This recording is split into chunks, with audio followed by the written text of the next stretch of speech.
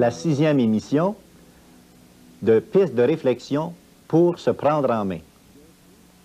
Nous en sommes dans la continuité de la 3e causerie qui a pour titre « Deviens ce que tu es » par l'autodétermination. Alors je termine en première partie de cette émission « Deviens ce que tu es ». Nous allons parler de l'espérance, qui est cette capacité de penser et de puiser à la source de notre dynamisme intérieur. Cette espérance nous donne la force de porter des choix judicieux, de bons choix, face aux différentes circonstances de la vie. Cette espérance nous aidera à relever le défi le plus difficile et le plus sérieux de la vie.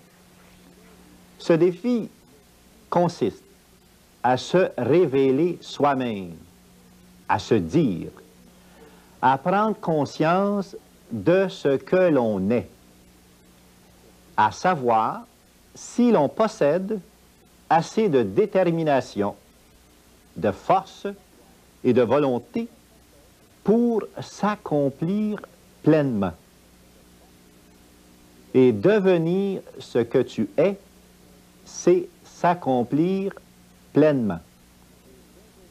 Et notre volonté nous permet de choisir la manière de vivre.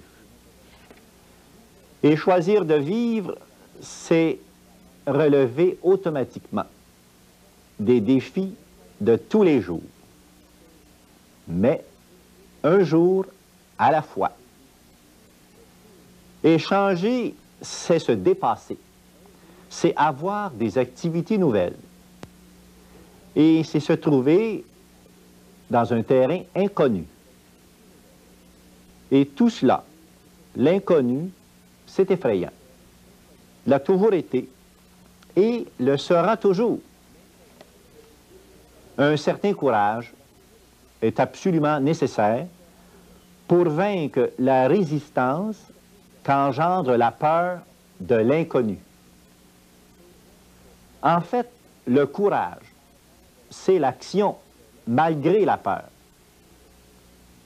C'est évident qu'il y a deux façons d'agir en face d'un défi. Je peux me jeter la tête première sans réfléchir et ne pas voir la peur. Ce n'est pas ce qui est le mieux. Il faut prendre conscience du danger, c'est bien sûr, et plus tu en prends conscience, plus tu peux connaître la peur. Cependant, il faut que tu agisses malgré la peur. Et il est certain que nous devons prendre des risques dans la vie, ce qu'on appelle des risques calculés. Et parmi les millions de risques que nous prenons au cours d'une vie, le plus grand risque est celui d'évoluer et de grandir. Nous passons maintenant à la deuxième partie, l'autodétermination.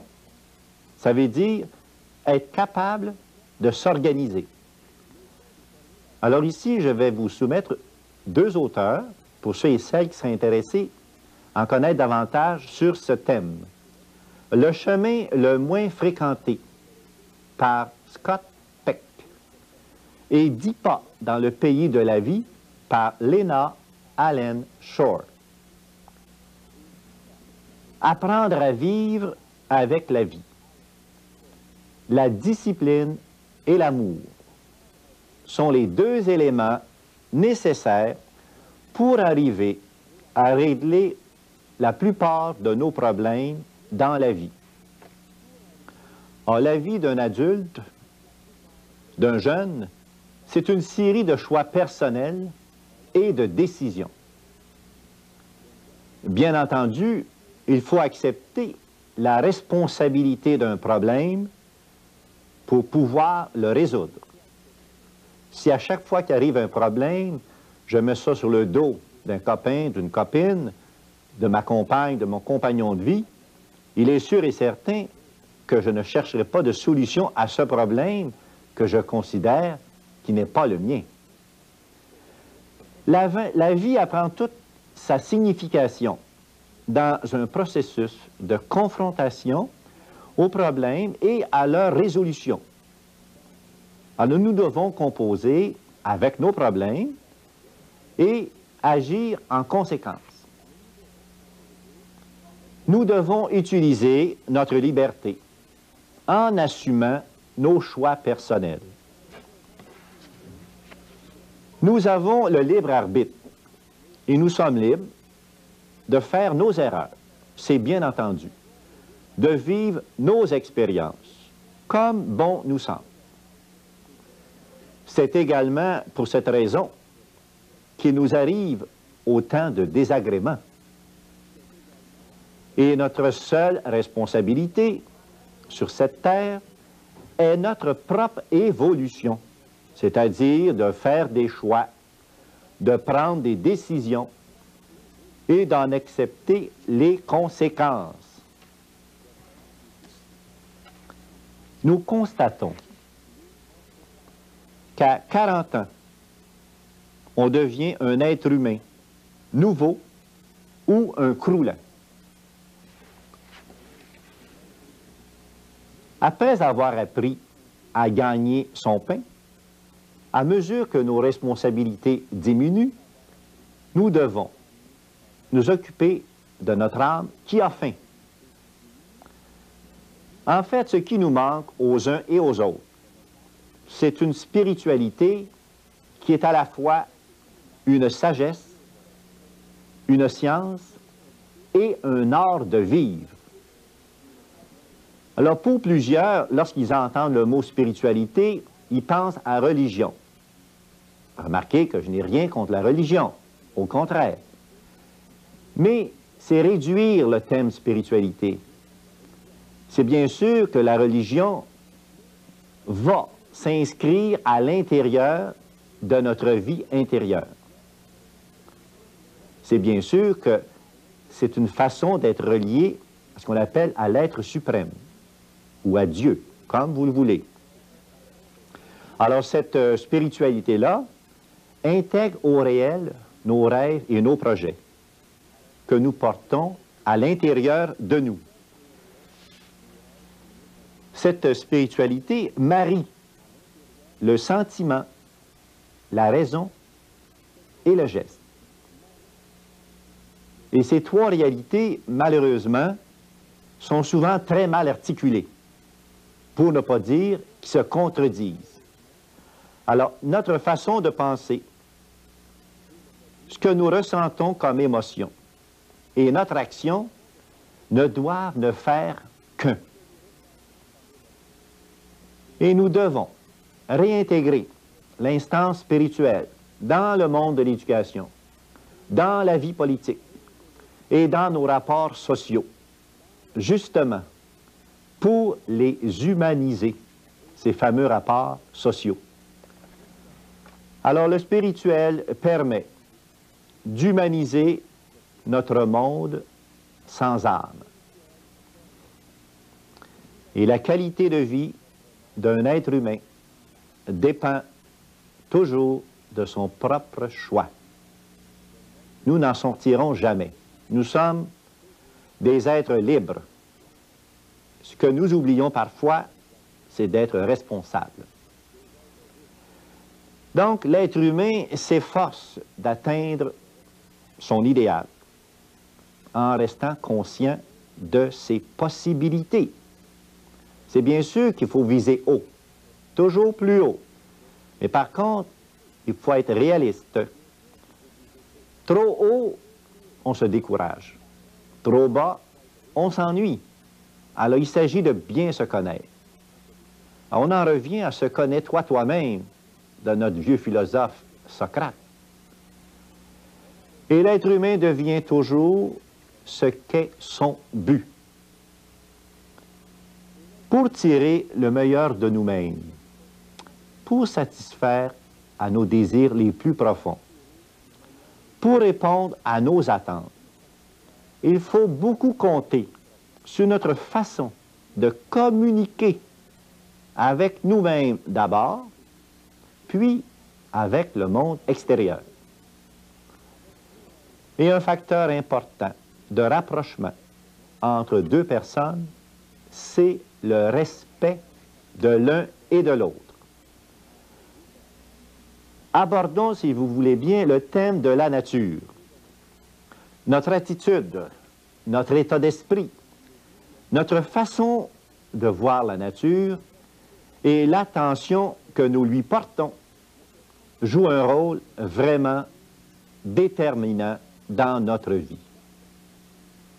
Cette nature nous apporte un élément de beauté dans nos vies et elle nous permet à tout moment de goûter aux joies de l'admiration et de la contemplation.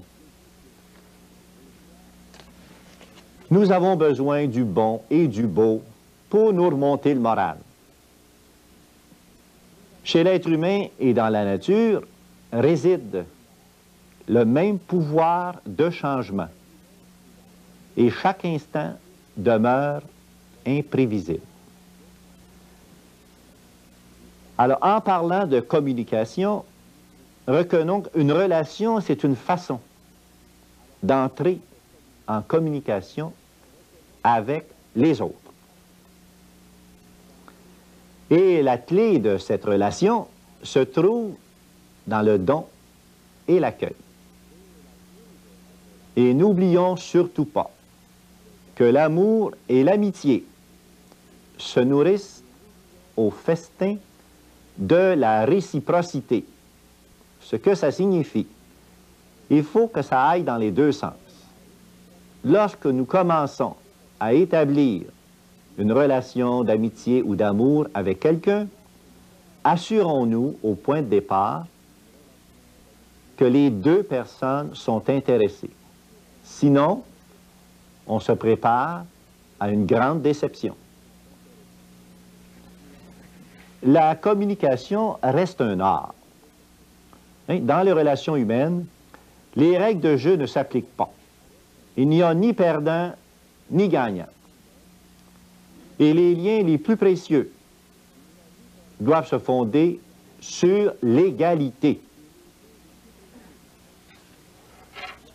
Alors voici quelques réflexions que je vous soumets. Demain, les occasions d'aujourd'hui n'existeront plus. Si nous retardons certaines décisions, si aujourd'hui nous ne prenons pas nos responsabilités, demain, il sera peut-être trop tard. Et demeurons réalistes. La grandeur et la faiblesse de l'être humain cheminent côte à côte. Nous vivons, que nous voulions ou pas, avec nos défauts et nos qualités, les deux en même temps. Et est grand celui ou celle qui assume ses responsabilités envers les autres. Et nous avons tous besoin de développer des relations favorisant le partage des émotions et la connaissance et la spiritualité. Rappelons-nous que toutes les personnes, quelles que soient les raisons qui les poussent à suivre une thérapie, que ce soit pour un problème de drogue, d'alcool ou un problème de travail, ces personnes seront tous unanimes à nous dire que le jour où ils ont reconnu leurs problèmes, premièrement, et qu'ils ont pu exprimer leurs émotions et leurs sentiments et les vivre, ça a été le début de leur guérison. Et nous tentons de comprendre les autres à travers leurs pensées, leurs sentiments et leurs réactions aux défis et aux luttes du quotidien. Et pour approcher la société humaine, il faut avant tout accepter les gens tels qu'ils sont. Et plus nous nous acceptons nous-mêmes, tels que nous sommes, plus nous avons de chances d'accepter les autres tels qu'ils sont. Puis pour aider vraiment les autres, la connaissance doit s'accompagner d'un partage de sentiments. Nous n'en sortons pas. Il faut beaucoup de courage pour vivre selon son individualité et selon ses convictions. C'est pas évident de pouvoir vivre dans un groupe, dans une famille, un milieu de travail, dans les loisirs, où nos opinions diffèrent et que nous puissions garder nos positions. Demeurer ce que nous sommes, malgré la divergence d'opinion des autres. C'est là que nous voyons ce que nous valons. Et un autre point important, c'est l'humour. L'humour est un facteur très formateur. Il permet de dérider les autres et de dissiper l'animosité.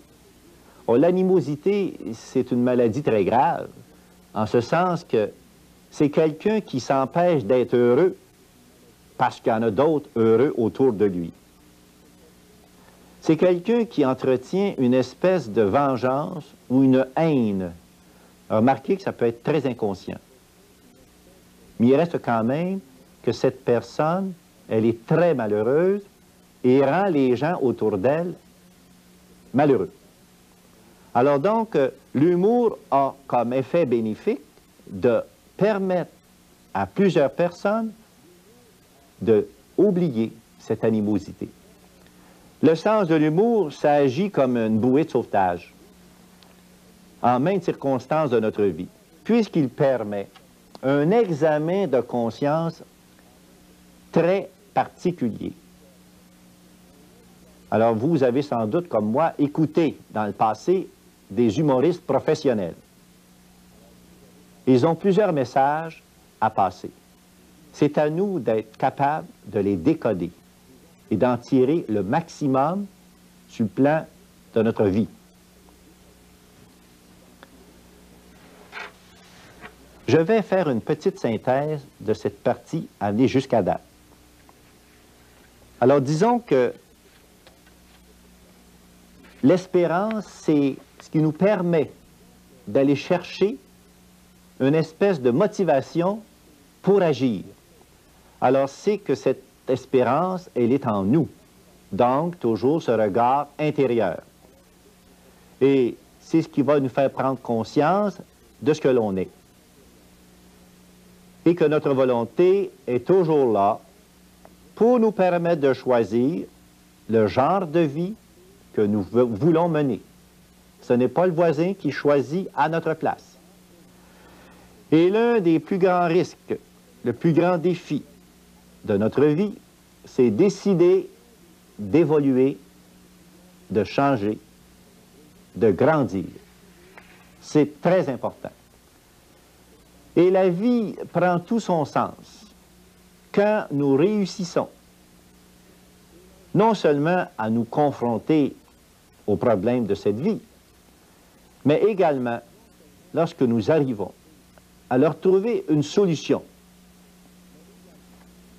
Et ce qui nous manque, sincèrement, aux uns et aux autres, c'est un certain degré de spiritualité que nous devons considérer, comme je l'ai mentionné au début, comme étant une sagesse, une science et un art de vivre.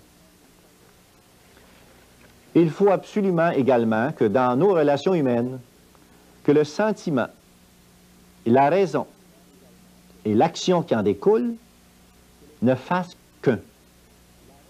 Qu'il n'y a pas de contradiction entre ces trois réalités, sentiment, raison et action. Et la nature. La nature joue un rôle primordial dans notre vie. Nous faisons partie intégrale de cette nature.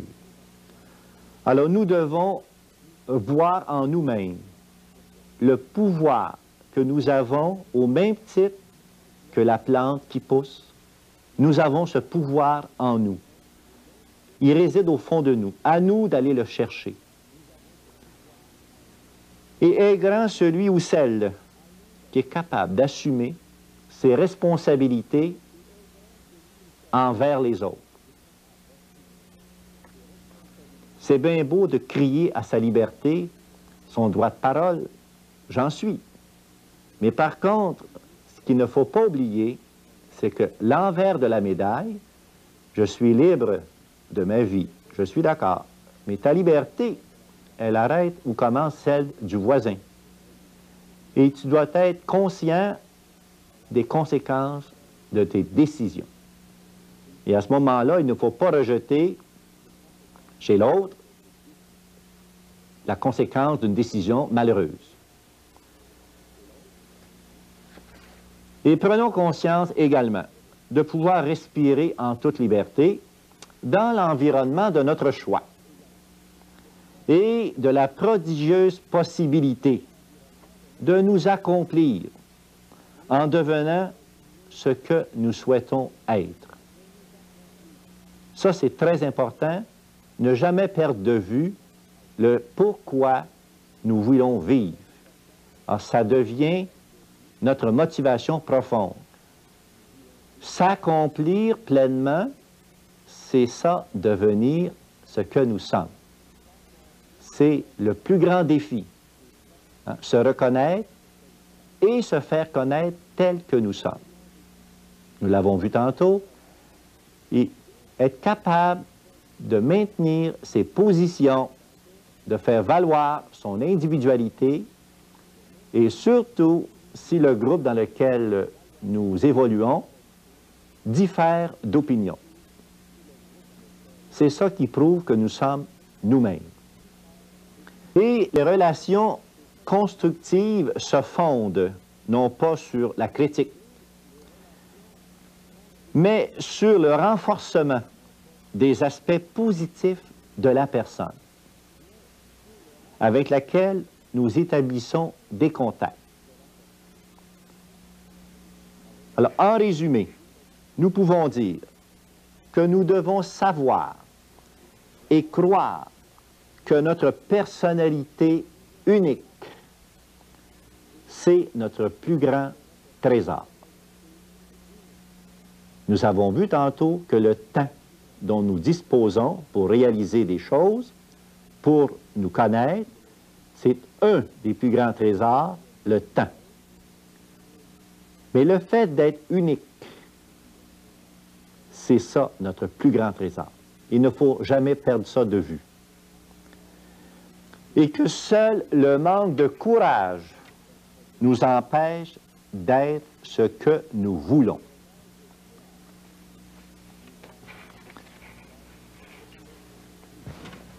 Plus nous nous éduquons, plus nous saurons nous entraider. Je n'ai pas dit plus nous nous instruisons, plus nous nous éduquons dans le respect mutuel, plus on va pouvoir se rendre service. Et comprendre les idéologies naissantes, c'est pouvoir s'ajuster aux structures nouvelles. C'est bien sûr qu'on ne peut pas bouder le progrès, mais il faut quand même demeurer humain.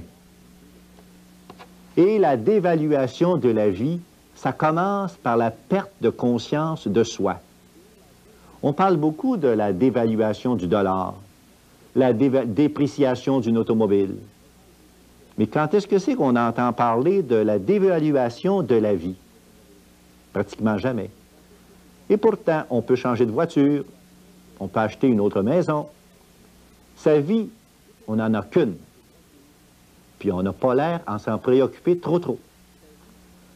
Et tant qu'il y a un souffle de vie, là, tant qu'il y a de l'espoir, on peut choisir de changer soi-même d'abord et le monde par la suite.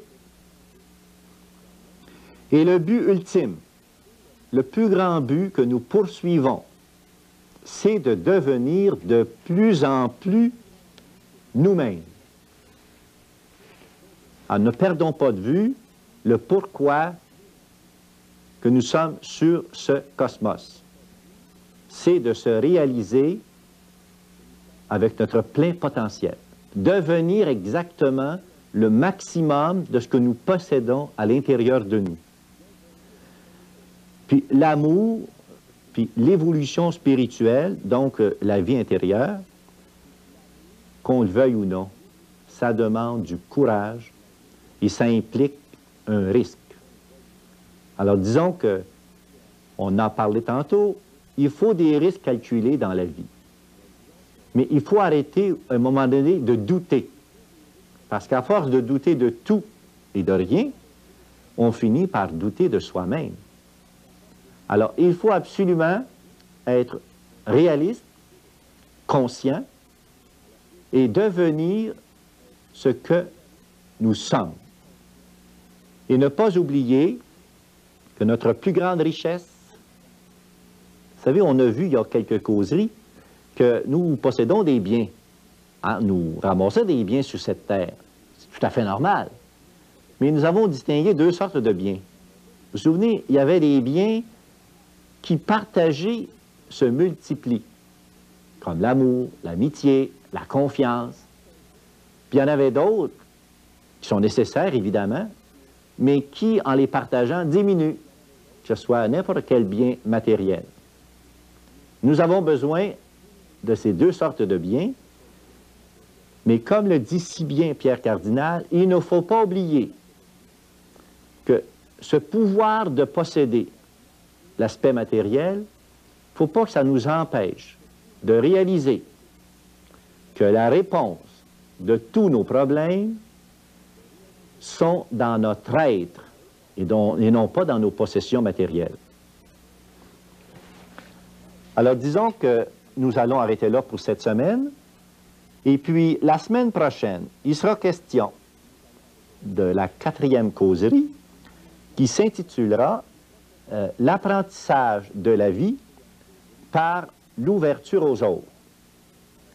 Alors ça veut dire qu'il faut tenir compte des autres lorsque nous poursuivons notre route. Mais par contre, il ne faut pas vivre en fonction des autres, au crochet des autres. Alors nous pouvons rendre service, mais il faut quand même, comme on dit, charité bien ordonnée commence par soi-même. Et il faut s'aimer, s'apprivoiser.